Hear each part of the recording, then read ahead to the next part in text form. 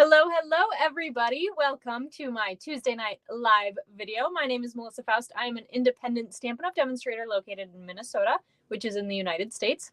And I have been a Stampin' Up! Demonstrator for almost 6 years. Next week is my 6th anniversary. I can't wait.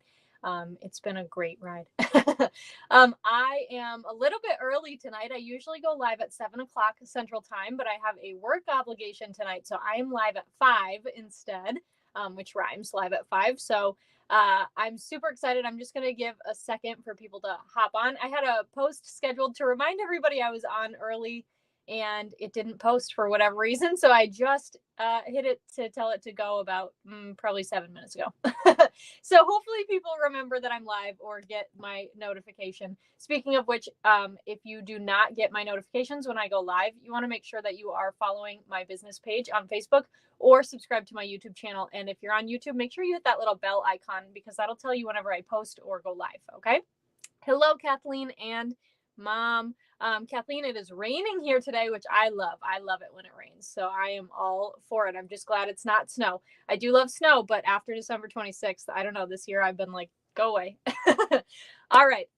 So before we start tonight, I wanted to just let you know of a few things that are coming up this week. I do post my weekly calendar on my Facebook page and in my email newsletter every week, so you can always see what's going on. But there is one thing I didn't put on there that I realized earlier today that maybe it should be on there, but I think tomorrow I'm going to try to come on live and walk through the retiring list with you. Hey, Alicia, because Stampin' Up! Is releasing that tomorrow. There are going to be several things from the annual catalog that are on a last chance list, and they're going to go away. So I'm going to have to walk through my catalog anyway, so I'm going to invite you to bring your catalog too. I'll let you know what time tomorrow. But it should be a fun time, or maybe you'll shed some tears. I don't know. I'll probably cry a little bit over some things that are leaving. Hey, Keisha. But anyway, let's also talk about real quick one thing that we do know right now that is leaving, and I don't know if I can pull them all out right now. I'm going to try, and I'm going to try to do it in alphabetical order because you guys know me. So one thing we do know right now that is leaving is our 5 ink colors from 2020 through 2022. So these 5 right here, Bumblebee, Cinnamon Cider, Just Jade, Magenta Madness, and Misty Moonlight are all for sure leaving. So you want to stock up on ink pads, ink refills, cardstocks, ribbons, embellishments, all of that good stuff. DSPs that include these colors, all of that stuff you want to stock up on now if you want it for a while. So I know my upline Sue said that she already stocked up on some Cinnamon Cider cardstock because she loves it for fall. And I agree, it's a great color for fall. So you want to think about those things because these colors are going away. So make sure you stock up if you want anything. All right, I'm going to go ahead and flip down and show you the card we're going to make today. We're going to use the Welcoming Window Bundle.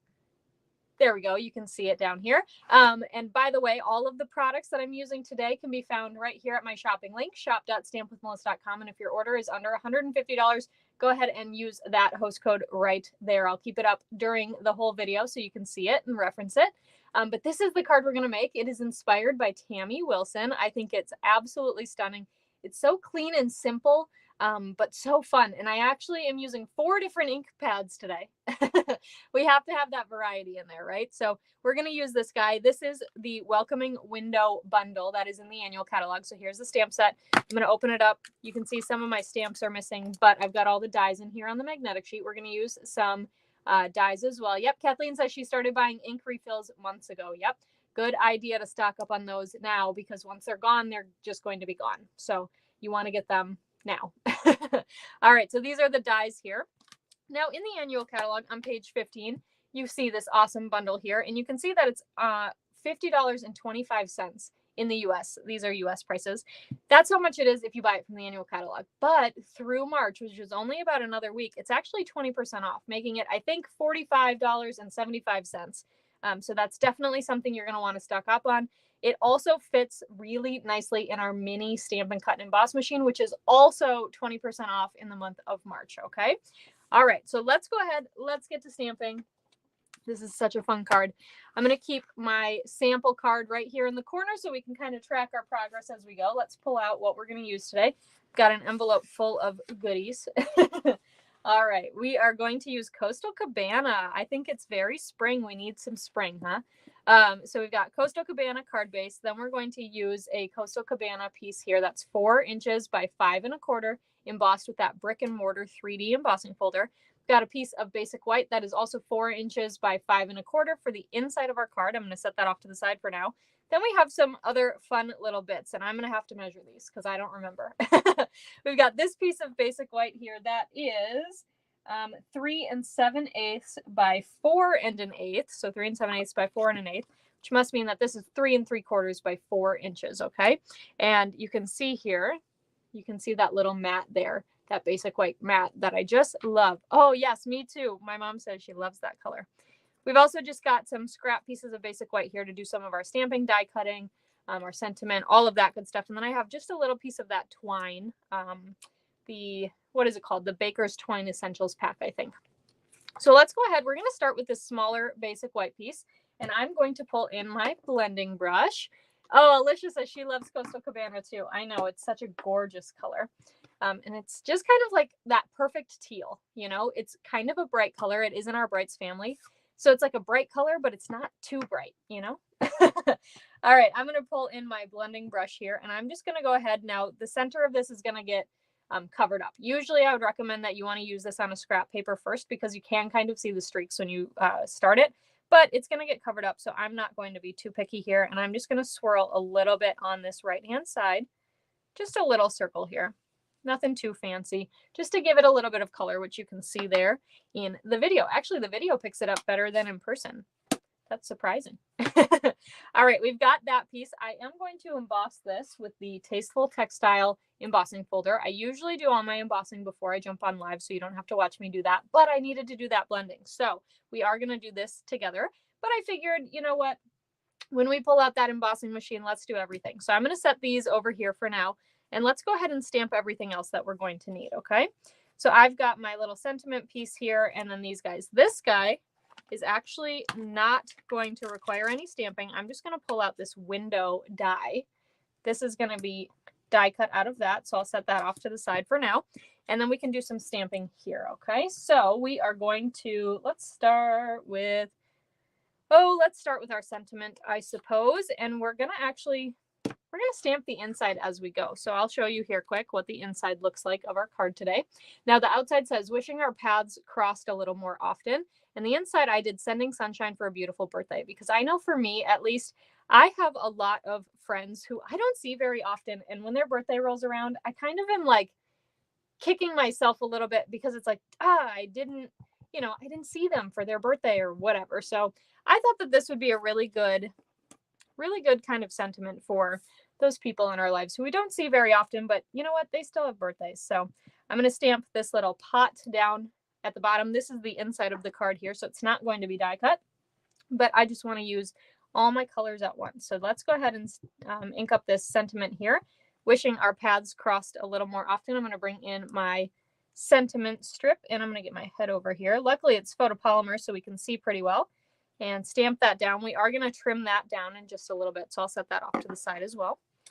Then we're done with Coastal Cabana, so I'm going to go ahead and close this and put it away. Let's do Daffodil Delight next, which is also such a beautiful spring color, you guys. Can you tell? I am so happy spring is on its way. All right, we're going to use this pot, which is the tallest one in the stamp set.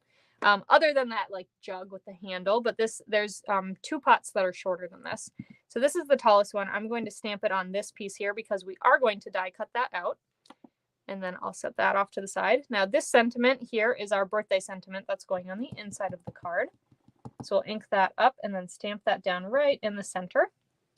What a lovely sentiment too. Sending sunshine for a beautiful birthday. I think that's just so sweet. Hi, Lori. Thanks for joining. I think it's just so sweet. All right, we're putting Daffodil Delight away. Let's pull in our Pear Pizzazz now. Again, I could have gone with Granny Apple, but I really want a Pear Pizzazz here. All right, so we are going to use this. There's 2 different leaf images. We're going to use both of them, but this is the one we're going to die cut. And if you look on your stamp set, it will actually tell you what pieces. So I think this is like 1A, and then the flowers that go with it is 1B.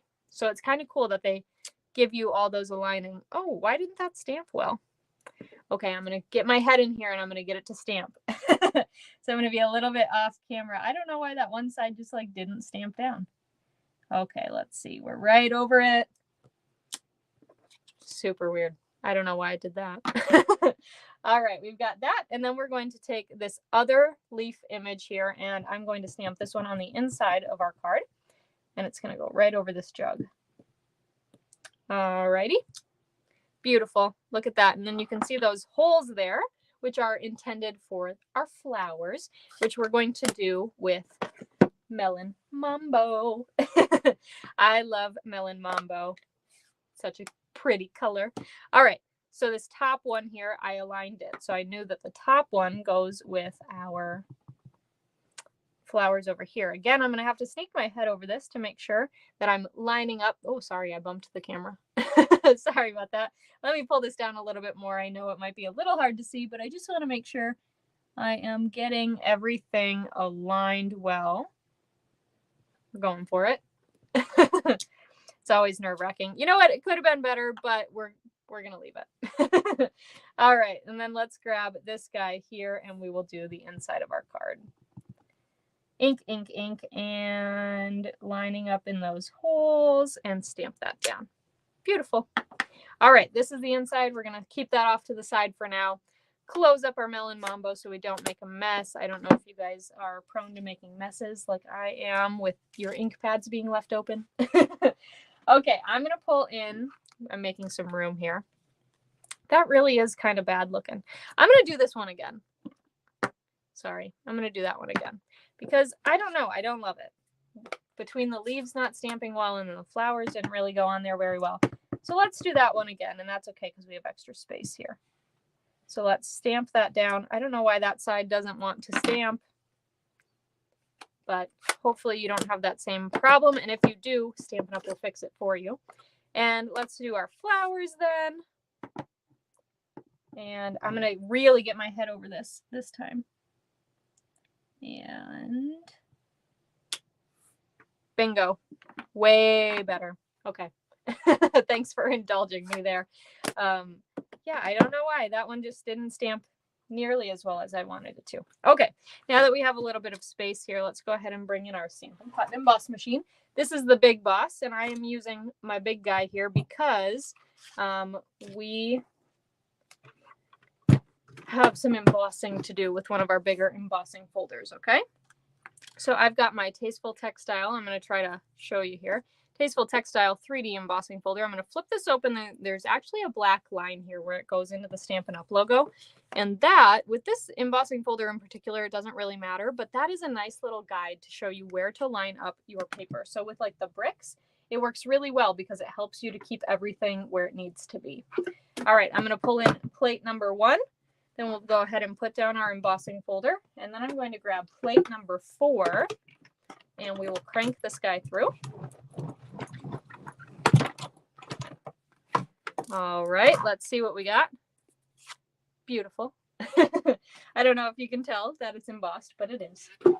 We'll move that guy out of the way there.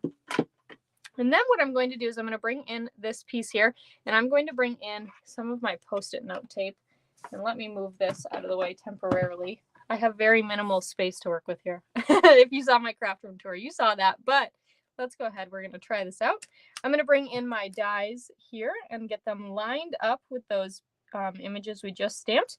And I use Post-it note tape to hold things in place while I stamp. So I usually will just rip off a piece and then I actually rip it in half and use half here. And then I'll grab my die for my pot and stick that guy down and use the other half on him. Okay, then I'll bring in plate number 2. So we still have plate number 1 down. Sorry, I can bring this back in. Still have plate number 1 down. Now we're going to bring in plate number 2. Then we're going to bring in one of our number 3 plates. Then we're going to bring in our cardstock. So we've got that guy and we have our window. Oh, and we have, that's why I did that, I bet. We also need to do the window sill. So let me grab another piece of basic white. Let's see. Yep, it'll fit on there. We've got that guy, and we're going to put our window sill on there as well. I almost forgot about him. Oh, thank you. Oh, yep. Lori said you never have to be perfect when you're making a handmade card. That's a very good reminder. I think it's very easy for us to want to be perfect when we're making things handmade, but sometimes you just can't. And you know what? Sometimes I try to move on and say, it's okay, and then not redo it. That one, I just really felt like I needed to redo it, you know? I wouldn't have been happy if I just left it on there. Okay, so I've got these pieces. I'm going to punch out all the things I need and then move everything else off to the side here. And oh my gosh, so many little pieces here. Now I have to poke out all these little window sills quick. There we go. And that welcoming window stamp set does work with the mini stamp and cut and emboss machine. I just used my big one because I already had it out. But he definitely is heavier than the little guy. All right, let's go ahead. We're going to start doing some assembly now. So I'm going to bring in my piece that we embossed and did that blending brush on. We're going to flip it over. I'm going to grab my seal adhesive, which you guys know is my favorite. I absolutely love it. I love our double-sided tape runner. I think it just keeps everything really well stuck.